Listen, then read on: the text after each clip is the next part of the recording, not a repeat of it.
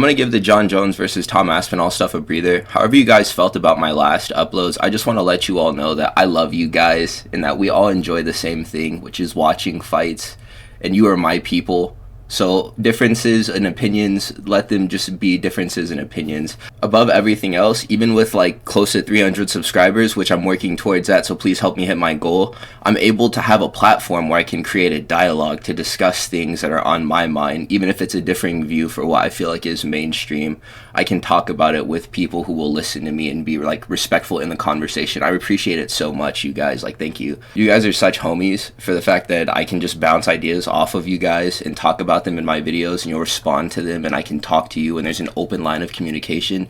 No matter where this goes, I always want that to be like a thing here. I never want it to be like I'm just talking at you guys. This whole thing is driven by discussion, so I want to talk and you guys interact with me and I talk to you guys.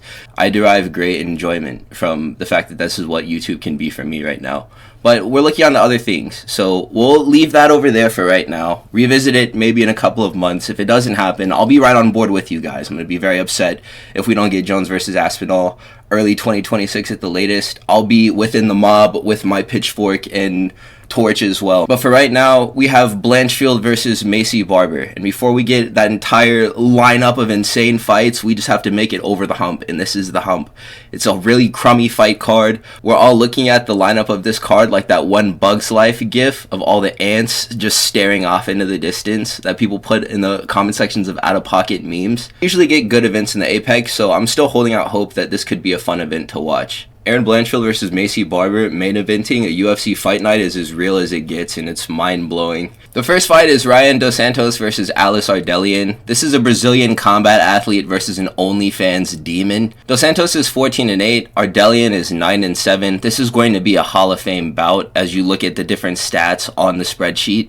Dos Santos is a Puja Tomar victim, and she also lost to Talita Alencar, who just wrestled her. Puja Tomar got in there with some side kicks and threw them, and every single time that she let one go, she would go, "Not."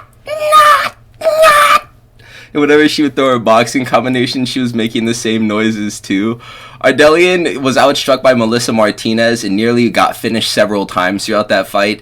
They were having back and forth exchanges, but it was really Ardelean nearly missing Melissa Martinez and Martinez getting to do whatever she wanted to Alice. So somehow Alice Ardelean survived to the last bell, but she also lost a split decision to Shauna Bannon, who came out with the sidekick offense and also just broke her down. I don't know what this is in WMMA. Holly Holm was the originator of it, it feels like. If you're a mobile striker and you fancy yourself a kickboxer in WMMA and you have sidekicks as a part of your arsenal, you're probably going to be pretty successful, at least in the lower women's weight classes. Dos Santos has the clear edge and experience here, and she was only put on Front Street by Talita Alencar, who is a multiple-time IBJJF world champion at women's featherweight. Ardelean, the booty pick merchant, doesn't really look like a real fighter. Rayanne dos Santos doesn't appear as far superior, but I'd say her losses in the UFC look better on tape than Ardelean's. The way that she lost to Puja Tomar, I think it was a split decision, very close fight. Talita Alencar, she just kind of got mowed because she couldn't wrestle. Alice Ardelean was losing stand-up fights in both of her matches and just getting cleanly pieced up. I think we're in for a really stinky decision where Dos Santos wins, so Dos Santos via decision is going to be my pick for the first fight. The next bout is going to be Marquel Mederos versus Bolaji Oki. Mederos is a very fun and young prospect at 155. He's 28 and he began his pro career at 21. 11 fights, 6 knockouts, 4 decision wins, and 1 loss. He has a very wide open and aggressive boxing guard. I'm not saying this to critique him either. It just makes his style that much more fun because he baits counters this way by showing his palms and extending his arms and moving his hands out at distance. Great pressure. Low accuracy is the only thing that I will say may hurt him in this fight, just because many of the shots that he's throwing in these bouts, they're barely missing. And if they did land flush, they could end or change the fights if he's down in them.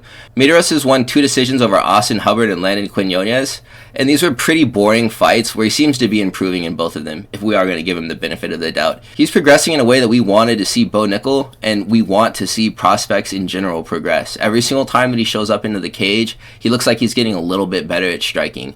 Bolaji Oki's reputation has been saved by Timmy Kwamba getting a KO win over Roberto Romero, but there is no sub-defense on Bolaji Oki, and he looks pretty easy to take down. I don't think that grappling will be much of a threat out of Mederos. He may not come out with a plan to grapple Bolaji Oki, since he doesn't really do that. Marquel Mederos has very little demonstrations of his wrestling, unless we're talking about counter grappling and stuffing takedowns, which he can do that. But he's treating pro MMA like kickboxing, and he's fighting opponents where they're not really trying to shoot either, so they're just kickboxing with each other. Oki is a really large striker. His octagon presence is pretty good, but there's only a certain range whenever he can effectively counter. And whenever you're past it, you can land really close and short shots. You can even frame on him too, since he's so large, and he can't hit you because his arms are so long. So Timmy Kwamba wasn't effectively able to get inside just because he was staying at this range where he could be countered and where Bolaji Oki could just keep on leg kicking, jabbing him. But Bolaji Oki doesn't like fighters in his personal space. These heavy pressure boxers are going to give him problems over the course of his career. Mederos could have been training grappling for this fight since Bolaji Oki does look pretty easy to take down, and he could have been learning takedowns to win this way. Or he could just be trying to absorb the Bolaji Oki hype by flatline KOing him, and I don't really think this would be exceedingly difficult for him to do if he's able to time his entries well, or maybe even counter off of the jab to get on the inside and land some big hooks. He could definitely knock out Bolaji Oki.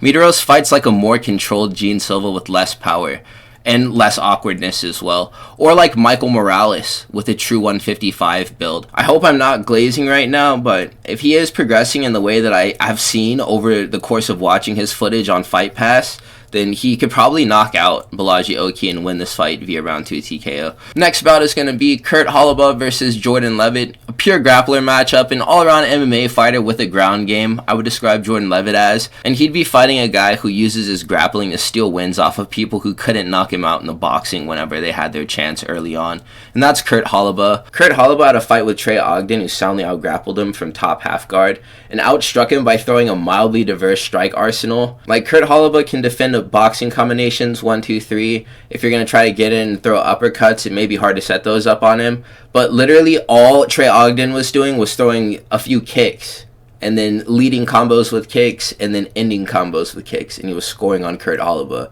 because he just wasn't seeing the setups for those strikes that aren't very common out of plotting boxers that he's used to fighting that don't have grappling. Kurt Holobaugh also sports losses to Shane Burgos, Alex Hernandez, Thiago Moises, and Raoni Barcelos. Jordan Leavitt is very technical with his footwork, does very nice with his stance switches, and can fight out of orthodox and southpaw pretty well. And he's only really been shown up on the floor in recent history by Chase Hooper and Paddy Pimblett. This fight is the UFC forcing the Monkey King to earn his spot as a grappler archetype gatekeeper at 155, who they use to test other lightweight jiu-jitsu guys against. Holobaugh is the guy who wins sometimes whenever the betting odds are a little bit too much in his opponent's favor, like against Kenyon Khrushchevsky or Austin Hubbard.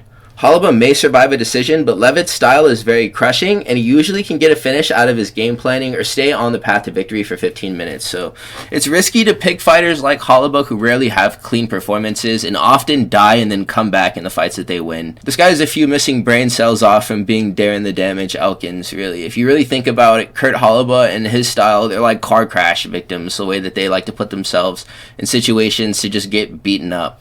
The only thing that I do say, though, is that Kurt Holobaugh does have some nice boxing, good head movement, and pretty solid blitzes out of him, but no power, so he's only really scoring. Jordan Leavitt is probably going to get this fight to the ground. He's going to take down Kurt Holobaugh. He might even knock him down with a kick or an overhand and then jump into that guard and then just pull off a crazy sub. Because the Monkey King is actually pretty cool. It's just like he'd be twerking and stuff. I don't really like that. But he said that he had a daughter and he's not about to do that anymore. And Eileen Perez, that's her thing. So good on him. If he's giving up twerking, I don't want to be supporting fighters who do that. So that's very cool. I hope that he can win this fight, though. Jordan Leavitt via round 1 submission is going to be my pick. The next one is going to be Trevin Giles versus Andreas Gustaffson. I'm not sold on the idea that Andreas is anywhere as good as prime Alex Gustaffson.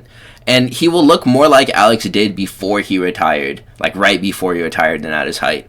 This Gustaffson fights a lot like even Urslan. On tape that I was watching, his brother was Alex the Mauler Gustaffson. This is Andreas the Brawler Gustaffson. I think he actually does go by the Brawler to rhyme with his brother, which I guess is kind of cool, but we kind of know what he's going to do based off of what his name was. The Mauler, you know, there's maybe variation in how he may maul his opponent, but the Brawler, that's just kind of one-dimensional. You know what you're going to get. And even though I'm saying this, Trevin Giles on short notice means that he's probably getting chinned brutally. And this is a catchweight fight because Trevin Giles is replacing Jeremiah Wells, who had to pull out because of an injury or something like this. I'm expecting this one to be a straight up bar fight. Both are going to be insanely tired super early, and one will sleep in an exchange where they're both basically windmilling their arms at each other in the phone booth. Giles has shown the ability to leave himself open to get sniped in moments where he is either resetting or just not having his guard raised for whatever reason, maybe just because he's tired. But this has happened to him in fights against people like Carlos Prates. Michael Morales also clipped him, and Dricus du Plessis got him too. But Andreas doesn't snipe. He's not a very technical striker. He just hits walkdowns like King Von. So with his style, Andreas has a chance to extend the glory of his family's last name or give Trevin Giles a win that he really needs right now, all in the first 5 minutes of this fight. So both fighters are pretty brawl-heavy styles, but brawls end up getting baited out of Trevin Giles once the technical striking game plan fails. So Gustaffson fights like he's gassed out from the first bell, and he slugs. And I think that this is going to work for him against a fighter like Trevin Giles, who may need to build or get comfortable into a fight in order to establish his own rhythm in the striking. Andreas Gustaffson is just going to be like a bull in a china shop in there, and he's going to knock this guy out in the first round. He actually had a neck injury too, which is going to matter. I'm not sure what type of shape he will come in. He had to pull out of his last fight like 2 days before it happened because he fractured his neck. So one spinal fusion later, we get to watch Andreas Gustaffson make his UFC debut. So hopefully it goes off without a hitch. I'm rooting for him. The next fight is going to be Ketlen Viera versus Macy Chiasson. Ketlen Viera passed the Holly Holm test and looked like she'd be a formidable fighter for this weight, or at least a girl who other contenders would be beating for title shots. She loses to Raquel Pennington, though, in a very bad fight that made her skill set look unpolished and very low level. She just didn't do anything. And then she bounced back with the win over Penny Kianzad, a very boring fight. And then she got butchered by Kayla Harrison, and that looked like a man playing with his baby son. Chiasson is a girl who I also assume would be consistently challenging for high-ranked position and title shots, and I think that she is actually the one who will be doing this. I was right about her. She's great at finishing fights on the ground, and her kickboxing is passable. Another thing that works for her is just the fact that she's so large. She's 5'11" at this weight class. Chiasson has beaten Norma Dumont in 2022, who wasn't as developed as a fighter as she is now, Norma Dumont, but neither was Macy Chiasson, and she's always been a tough girl to beat in a fight, Norma Dumont. So that's a good win. Marina Aldana low-key outboxed her in that fight, but it was super competitive, and the reason why she won this fight is because she landed an up-kick liver shot, and it was maybe the luckiest kick I've ever seen in the UFC. And this is notable only because the 5'11" Macy Chiasson is a pretty large target for strikers to hit. But that's if they actually want to fight whenever they get in there. So the reason why I'm saying this is because Viera has the tendency to just kind of stand there and do nothing. So this should be easy money for a Macy Chiasson pick. Macy doesn't really have the best grappling IQ, and she can rush into positions and allow people to set up submission attempts, or maybe even get herself into submissions like deep arm bars, but she usually escapes them. So I think that Ketlen Viera is going to be tentative in the early going. Macy Chiasson is going to have no respect for her in the grappling or the stand-up, and she's going to rush into whatever sequence ends up finishing this fight in the first round.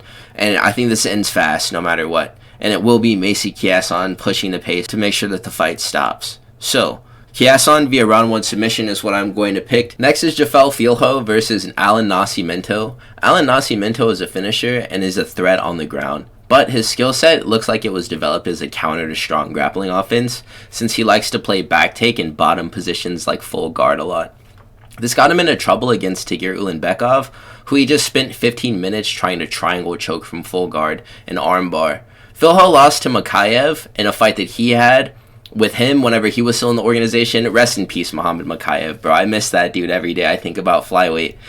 He lost this fight by round 3 submission. He tapped Muhammad Makayev. Makayev never tapped, but that was about as deep as you can get a knee bar sunken in on your opponent, and Muhammad Makayev survived somehow. He pulls his leg out, Filho is completely gassed, and then he gets RNC'd. So they both have a loss to pretty high-profile opponents, and they got dominated, each of them, but it happened just in different ways. And they both had pretty big moments, too, so it was worth talking about both of these fights where they lost, just because of who they fought and what they did in the fights. Nascimento, I think, would have won his fight with Tagir if he had a different game plan, and I think that something that is going to help these fighters coming out of Shootabox Academy is the fact that Ian Gary is there with them now.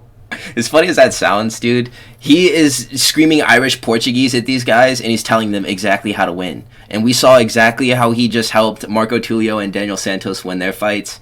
And he was cornering them, and it was empty arenas too, and he was just shouting, "Boah!" And they were doing exactly what Ian Gary was saying, because they would do things that would work and get them ahead in the fight, and Ian Gary would commend them after he was shouting commands over and over again for like 15 seconds before. Jafel Filho is good in crisis management situations, like in his fight with Daniel Perez, where he was basically KO'd twice, but he still got a sub after Mark Goddard let him sacrifice his brain to stay in the fight. Shout out Mark Goddard and other refs who like see that a fighter is, you know, he's still with it enough. He got chinned and he's like out scrambling on the floor, but he's still moving around down there, man. And like he totally can fight more, so let him fight more. I don't care much for early stoppages unless they're truly early stoppages. Jafel Filho's striking, it seems pretty rudimentary, and the grappling is the foil for many people who outmatch him in this area. If you're a better striker than Jafel Filho, he can mainly just lean on the fact that he's probably better at jiu-jitsu and can get the fight to the ground with a trip or a takedown that he may know that can work once or twice before it just gets stuffed after every single time that he tries it. Nascimento doesn't have this same weakness, though. And as he's improving in the striking, which I'm sure he is just because of the gym that he's from, he is already a very good grappler. And he might have Ian Gary with him on this night, just for insurance. So if that's the case, Alan Nascimento via round 2 submission is going to be my pick. I think that was going to be the top of the prelims. The first fight on the main card is going to be Zachary Reese versus Dusko Todorovic. Todorovic is a textbook example of a knockout donor. Back-to-back KO losses to Mansour Abdul Malik and Christian Leroy Duncan. These are guys who have like 3 first names. There's 6 first names between those 2 human beings. Both of these losses were punctuated by a knockout win he achieved over Jordan Wright, which almost doesn't count just because it's Jordan Wright, bro.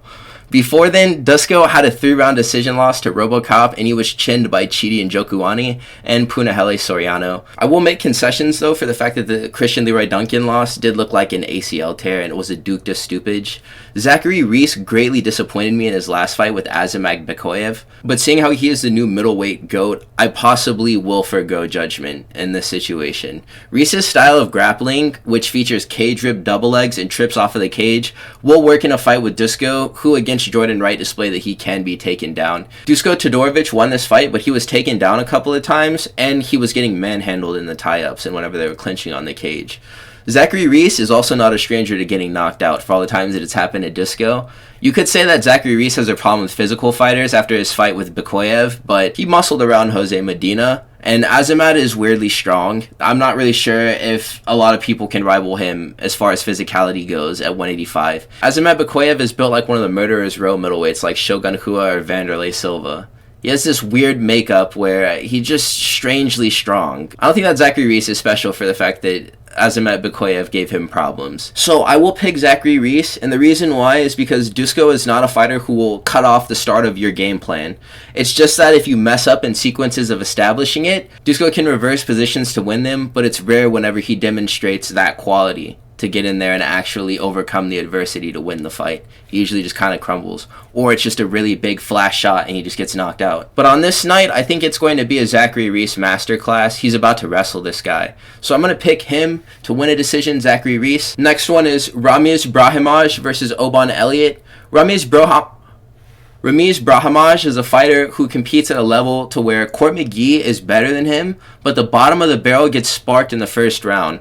I'm not gassing up a victory over Mickey Gall, even if it was a brutal KO like Brahimaj's last performance, because before then it was a decision loss to Thimba Greenbow. Oban Elliot has been perfect in the UFC, passing his tests in Val Woodburn, Preston Parsons, and Basil Hafez. Basil Hafez was like JDM's hardest fight before Bilal Muhammad in the UFC, and Val Woodburn is the GOAT of combat sports, so that's quite a resume right there. The Illuminati conspiracy is that Hafez was forced to come off of juice after his fight with Jack Della Maddalena, and that's the reason why he was chinned against Elliot. But this is disregarding the setup of this beautiful overhand that Oban had been throwing and setting up all fight, but just missing. And like a little bit before the ticker happened, Oban Elliot just wings this massive overhand, the same punch that ended up knocking him out at the beginning of the round following it. Basil Hafez dodges the strike. He doesn't really even need to dodge because Oban Elliot is out of range, hucks this overhand. Hafez looks off to the side to taunt him and then gets knocked out with the same punch. Somebody needs to make an edit of that, bro, before I do it. Oban Elliot can box, and Brahimaj gets tagged in order to land. He has a style where it's like take one, give one. There's no head movement on Brahimaj's entries. The same overhand that slept Hafez can also belong to Brahimaj too in this fight. Oban gets into brawl exchanges, but he at least pulls or slips to avoid damage. Brahimaj is just going to get jabbed and set up for whenever he blitzes and then get countered and knocked out. I could see him getting McGregored by Oban Elliot. This is a pretty big mismatch to me. I think that this is likely a short notice replacement. I'm pretty confident that it is because I don't see why Brahimaj would be getting an opportunity like this otherwise. I think that Elliot is going to win via brutal round 1 KO over Ramiz. That'll take us into Dustin Jacoby versus Bruno Lopez. Bruno Lopez is a boring clinch fighter who sniffed his way through a decision with Magomed Gadzhiesulev where he won barely. I wish that both of them could have lost this fight. It was so bad. Lopez's only option for diffusing the pressure of Jacoby on the feet is to clinch, and Jacoby is pretty good there offensively. He comes from a glory kickboxing background. He probably knows one thing or two about the clinch. He's demonstrated that. Jacoby has a problem though at a certain range right before he can clinch. He always gets knocked out entering into the range to clinch. If he can get on the inside to start working combinations in 50-50 boxing, he can maybe even score a knockout in the first round. So Jacoby struggles with his defense whenever he is entering to work with his kickboxing, or if he's trying to clinch, he can kind of just be caught reaching. And that's the reason why a fighter like Dominic Reyes was able to do what he was able to do to him. In general, whenever he's comboing as well, he doesn't really protect his head or his chin much.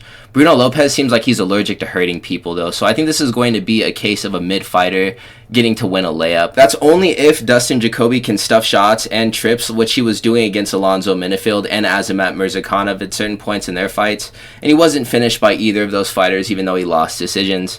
Bruno Silva would just be better at jiu-jitsu than Dustin, but the stand-up will be more in favor than it was for Gadzhiesulev, who had a grappling match with Lopez. Dustin Jacoby is a better striker than I'm thinking both of those guys, Gadzhiesulev and Bruno Lopez. The jiu-jitsu is going to be the only active threat for Dustin Jacoby in this matchup.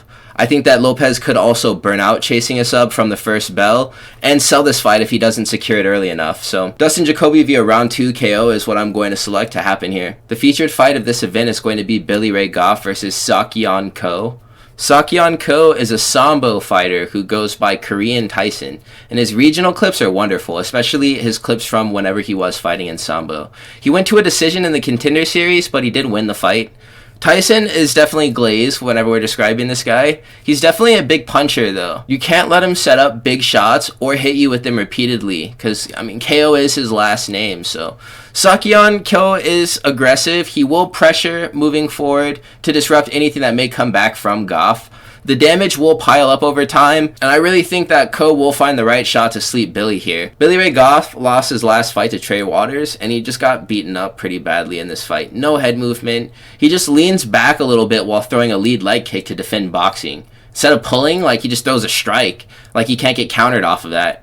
This could be another bar fight like Ko's fight on Dana White's Contender Series or Goff's fight with Trey Waters, but this type of fight favors Ko greatly since he has more power and better boxing overall than Goff, who is mainly just very durable as his greatest asset. So Sakyeon Ko could catch Billy Goff early and seal the fight, but I see this being a very violent one where Goff is getting worn down over 15 minutes until he breaks.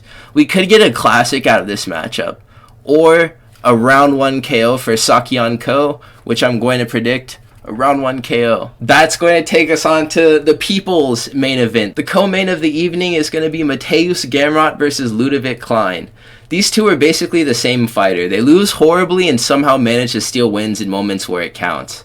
Gamrot has fluked wins over fan favorite lightweights, and Klein is relatively new to the lifestyle of being a guy who wins fights this way. Because just before recently, he was decisively beating fighters. This guy has a win over Ignacio Bahamundes, and he beat him fair and square. In 2025, Ludovic Klein would go down 2018 to Ignacio Bahamundes, and then drop Ignacio Bahamundes 5 times in the last 30 seconds. in order to score a 10-6 round and win the fight that way. These guys just both have that fluke genetic. It's so weird. I wonder what's going to happen whenever they fight each other. Klein is having near misses with Thiago Moises, very close fight, Roosevelt Roberts, and drawing with Jai Herbert. No fight in the UFC is an easy fight, but with how they are building him, you'd think that he'd have cleaner wins against these opponents. Gamrot's prime has also been pretty hard to measure because he never dominates any fight. Maybe we'll know that he's in his prime after he starts winning without being on the verge of losing every single time. To me, I just think that Gamrot can do everything that Klein can do better than he can. Striking favors Klein, but if he drops Gamrot, then he's just activating the unskippable cutscene where Gamrot uses the rock sequence to secure the back and control the rest of the round.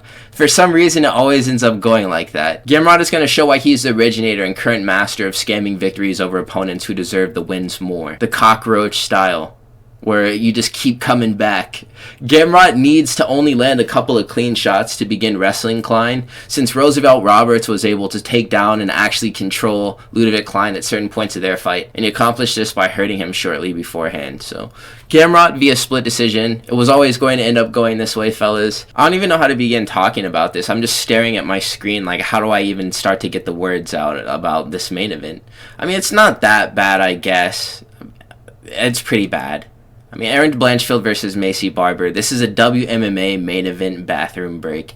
Normally, whenever we get a bathroom break like this, it's at the beginning of the main card or like towards the end of the prelims or a couple of times through the prelims, just in case you have to go number one several times throughout the card. But it's the main event this time, so I'm still kind of processing my emotions about it. Blanchfield was on a crazy run before fighting Manon Fior, and she looked like she wouldn't lose before she lost this fight. Large fighters give her problems, Erin Blanchfield, and there's a limit to like the frame that her technique works on. It appears like her skill set can only be effective against women who aren't weight bullying her. And she'll look like a stud against Rose or other small flyweights or ex-straw weights, but also does well against true 125ers as well. It's just those really large women like Manon Fior who do give her problems. That's because those larger fighters are able to reverse her game plan, which is just to push you into the cage until you wear down, and then to secure a double leg and to take your back and choke you. And this is exactly how she beat Molly McCann in the first round. She has a unanimous decision against Miranda Maverick, who couldn't stay off the cage, and Talia Santos. She was even able to beat her, even though Talia Santos was suspended for being on banned substances, so she was full of gear and still lost to Erin Blanchfield. Macy Barber has a loss to Alexa Grasso from not too long ago. I mean, I guess they have let her progress a little bit since then, because this was like 2023, I guess. But with Blanchfield already having lost to Manon Fior, and Manon Fior just coming off of a loss to Shevchenko, MMA math doesn't hold up and styles make fights always, of course, but you can't really rationalize how Erin Blanchfield would win a fight against the current champion right now. But it kind of seems like both of these women are second string to the real title contenders and likely don't fare well against Shevchenko, either of them. I wouldn't wager that they do a good job in a fight against Valentina. Barber is winning and losing all of her fights by decision pretty much. She beat Hebos by TKO, and this was pretty cool. But in her next fight with Ketlen Serminara, Caitlin Chikagian, that boxing seemed to vanish, and she won, but it was boring. It could have been just because she couldn't make the mark because Caitlin was too tall. Something I've never paid attention to is how poor Blanchfield's defense through her guard is and how sloppy her jab whenever she's just pumping it out to feel range or to try to set up her right hand is. There's so many openings for her chin to get touched. She's just like, it only gets worse whenever she gets tired later on into a fight.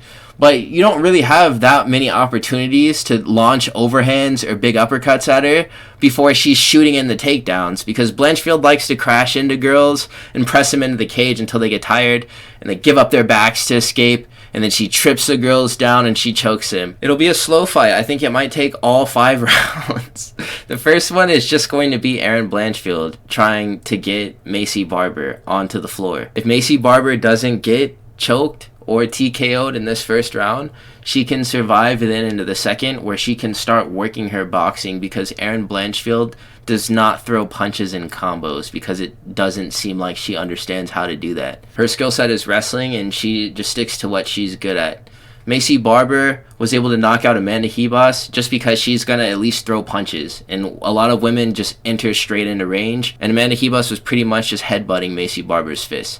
I can see Erin Blanchfield doing the same thing.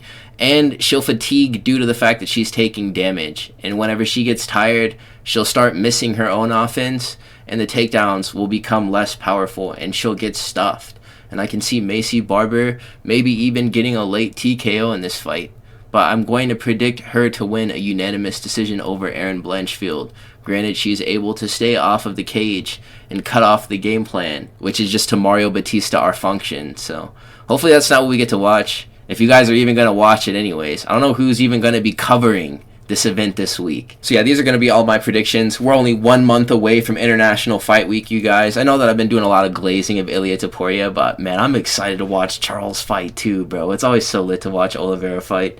And I'm not going back on my pick. I still think that he's going to get chinned by Ilia, but I'm so excited. So on the prelims, Dos Santos via decision, Mederos via round 2 TKO, Leavitt via round 1 submission, Gustaffson via round 1 KO, Chiasson via round 1 submission, Nascimento via round 2 submission.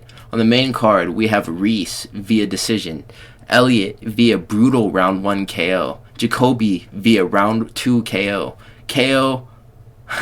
I just messed me up. I just realized his last name is Ko via round 1 KO, Gamrot via split decision, and Barber via unanimous decision.